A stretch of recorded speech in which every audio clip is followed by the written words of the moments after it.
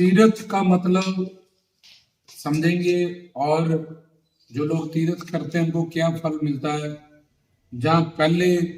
तीर्थ का मतलब क्या था, क्या बना दिया लोगों ने, तो तीर्थ होता था जिन नदियों के तट पे ऋषि मुनि रह के, गुरुजन रह के, साधु संत महात्मा रह के तपस्या करते थे या ज्ञान प्रचार करते थे, उनसे जुड़े हुए अनुयायी जो यात्रा पे आते थे, ख्रिस्त जीवन वाले लोग, या उनपे श्रद्धा निष्ठा रखने वाले उनके शिष्य, या उनके ज्ञान से प्रवचन से प्रेरित होके जो दुनिया और उनके पास जाती थी, उस तीर्थ का, जिस तीर्थ पे भी वो बैठे होते थे दर्शन दीदार करने, तो वहां पे उनसे मिलती थी, उनके सानिध्य रहती थी, उनसे ज्ञान प्राप्त करती थी। उस राधे इष्ट के प्रति जिसका अवतार हुआ या जिसका भी वो तीर्थ है, और उनसे तत्व ज्ञान का विषय आत्मा, परमात्मा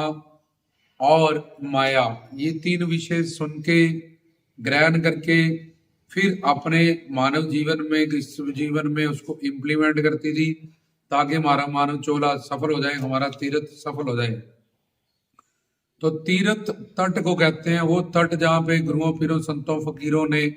भक्ति की हो, जहाँ पे अवतार लीला जिस धरती पे या जिस जगह पे हुई हो, तो वहां रुके ऋषि मुनि, संत महात्मा लोग, जिनसे हम जाके उनके सानिध्य शरणागत होके ज्ञान प्राप्त करते थे, तो उनकी शरण में रहते थे, या छुट्टियां लेके जाते थे, या छुट्टियों के दिनों में कि वहां जाएंगे प्रभु राम और कृष्ण जी, बाबा बालकनाथ, उनके बारे में वहां के जो संत हैं उनके सानिध्य रहेंगे, उनसे ज्ञान सुनेंगे, श्रवण करेंगे पहले, फिर चिंतन करेंगे, फिर मनन करेंगे, फिर निध्यासन इंप्लीमेंट करेंगे जीवन में। तो ये था तीर्थ। तीन तरह की भक्ति होती है, कर्म इंद्रियों की, जिसमें के 2 पैर, 2 हाथ, एक जीवा। उसके बाद ज्ञान इंद्रियों की, जिसमें के ज्ञान देने वाली, जैसे आंख है, कान है, नासिक है, जीभ है, चमड़ी है, जो शब्द, स्पर्श, रूप, रस, सुगंध, इसका ज्ञान देती है। तो ये ज्ञान इंद्रियों से जुड़ी हुई भक्ति, जब कर्म इंद्रियों से 2 हाथ, 2 पैरों और एक जीवा से जुड़ी हुई भक्ति, और तीसरा मन की जुड़ी हुई भक्ति, के मन से ध्यान करना अपने राधे इष्ट देव का, मन से जुड़ाव करना उन मंत्रों का, अपने राधे इष्ट देव या गुरु के मंत्र से। तो ये मन की भक्ति, 3 तरह की भक्ति होती है। तो जो गृहस्थ जीवन में बहुत ज्यादा फंसा हुआ है, something is better than nothing, उसको चलाने के लिए इनिशियली शुरू से तीर्थों की यात्रा गुरु के, साधु संत के शास्त्र बताते हैं कि वहां जाएंगे, वहां संत होंगे, उनके पास जब बैठेंगे, उनका प्रवचन सुनेंगे,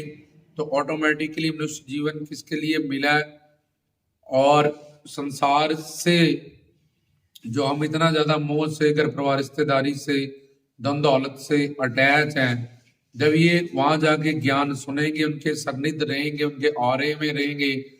तो उनका प्रवचन सुनने के बाद ऑटोमेटिकली जीव में ज्ञान शक्ति है और कर्म योनि प्रधान है इंसान। तो जब ये अपने लाभ की, फायदे की बात सोचेगा, और 84 लाख में किस तरह से दंड मिलते हैं, ये सब कुछ सुनेगा, तो ऑटोमेटिकली जैसे आम पक जाता है, पेड़ को छोड़ देता है,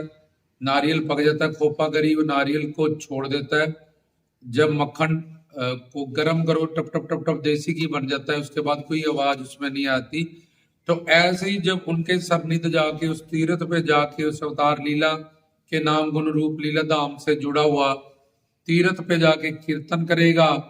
तो इसको अपने राधे इष्ट से, गुरु से, भगवान से अनुराग होने लगेगा धीरे धीरे, और संसार से विराग होने लगेगा, जिसके मोह के कारण ये 84 लाख में घूम रहे हैं, इसका तीर्थ करना सफल हो जाएगा। तो ये कर्म इंद्रियों की भक्ति से तीर्थ जुड़ा होता है। आजकल जो लोग कहते हैं और तीर्थ करने का उल्टा अहंकार कर लेते हैं कि मैं हर साल, हर महीने फलाना फलाना तीर्थ करता हूँ, जब मैं गुफा पे जाता हूँ, जब मैं पीने आया जाता हूँ, जब मैं वृंदावन जाता हूँ, जब मैं तिरुपति बालाजी जाता हूँ, शिरडी साईं जाता हूँ, जहां जहां भी जीव की इंटरेस्ट है, आस्था है, रुचि है, निष्ठा है, वहां के तीर्थ पे जाके वहां गुरुजनों से ज्ञान तो क्या पाना है,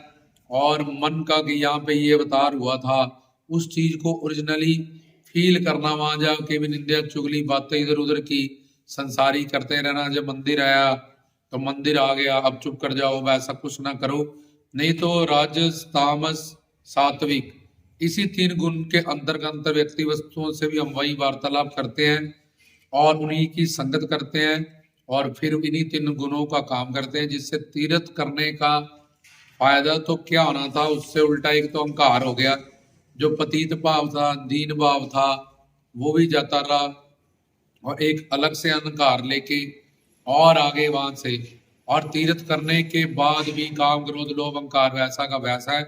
उल्टा और ज्यादा तीर्थ का अहंकार जोड़ लिया अपने साथ, तो और ज्यादा आगे से भी अपना सर्वनाश कर लिया। तो पहले तीर्थों का मतलब कुछ और होता था, वहां से गुरुओं पीरों संतों फकीरों के सन्निध रहना, श्रवण करना, चिंतन करना, मनन करना, फिर निध्यासन प्रैक्टिकली अपने जीवन में वो बातें इम्प्लीमेंट करना, फिर 6 महीने 3 महीने बाद फिर जाना और धीरे धीरे धीरे धीरे प्रोग्रेस करना। तो ये पहले तीर्थ का मतलब होता था कि तीर्थ पे मन ने जाना, मन ने जुड़ना है, मन ने करना है, तीर्थ का फल भी मन को ही मिलना है। लेकिन मन घर परिवार संसार में वहां बैठे हैं, हाय पीछे दुकान चल रही है कि नहीं, हाय पीछे बच्चे ठीक है कि नहीं, रिश्तेदार ठीक है कि नहीं, बहुत सारी बातें हम तीर्थ पे बह के भी घर परिवार संसार की ही कंसीडर करते हैं। जहाँ तीर्थ पे भी रजतम सत व्यक्ति वस्तुओं की ही संगत करके भगवान के नाम गुण रूप लीला धाम, मैंने शुरू में 3 भक्ति बताई थी, कर्म इंद्रियों की भक्ति से तीर्थ जुड़ा हुआ था। फिर वहां जाके जब हम कीर्तन करते थे, चौंकी लगाते थे, ये ज्ञान इंद्रियों की भक्ति होती थी, और स्मरण करते थे गुरु के मंत्र का, या फिर उस आराध्य इष्ट देव के मंत्र का, जैसे ओम नमः शिवाय, नमो भगवते वासुदेवाय, ओम नमो सिद्धाय, तो ये मन की भक्ति होती थी। लेकिन कलयुग में तीर्थों का मतलब कुछ और हो गया हुआ है। कर्म इंद्रियों की भक्ति से लोग तीर्थ का फल होता है, लेकिन उसमें भी लोगों को अहंकार हो जाता है तीर्थ करने से, और उसमें भी मन का जुड़ाव नहीं है, सिर्फ शारीरिक क्रिया बन के ही तीर्थ रह गए। और तीर्थों पे क्या क्या हो रहा है ये सबको पता ही है, विस्तार से बताने की जरूरत नहीं है। हर जगह पे ठगी ठोरी चल रही है, पैसा चल रहा है बहुत सारी जगहों पे। तो अब कलयुग में तीर्थ का जो वो फल था, और युगों में जहाँ साधु संतों फकीरों महात्माओं के वहां रुकने से, और जो समझ सी संसारियों के पास, गृहस्थियों के पास हम तीर्थ क्यों करते हैं, उनकी बुद्धि में विवेक था तीर्थ के लिए, वो धीरे धीरे धीरे नष्ट होता जा रहा है, और काफी हद तक हो ही चुका है। इसलिए कलयुग में तीर्थ क्या था और क्या बना दिया लोगों ने, और उल्टा तीर्थ से अहंकार लेके बैठ गए हैं। अपने कल्याण का जो रास्ता था एक कि हम पतित हैं वो पावन है, हम मांगते हैं कुकर हैं भिखारी है उसके घर के, ये कंसेप्ट भी जो है धीरे धीरे लोगों के अंदर से खत्म होता जा रहा है, और इसके उलट अहंकार होता जा रहा है, काम क्रोध लोभ अहंकार और ज्यादा बढ़ता जा रहा है। चाहे कोई महीने में, चाहे 6 महीने में, चाहे साल में तीर्थ कर रहा है। इसलिए तीर्थ का मतलब समझाया गया। तो तीर्थ at start something is better than nothing होता है। जैसे हमें शुरू में A for apple, B for boy, C for cat सीखने के लिए पहले बुक्स मिलती हैं, फिर उसके बाद हम इंग्लिश सीखते हैं। तो ऐसे ही जो गृहस्थ जीवन में बहुत ज्यादा फंसा हुआ है मोह माया में, उसको स्टार्ट देने के लिए तीर्थों की यात्रा बताई जाती है। यात्रा करने वाला मन है, जुड़ने वाला मन है, जाने वाला मन है, फल लेने वाला मन है, और मन उसमें एब्सेंट रहता है। इसलिए तीर्थों के फल की बजाय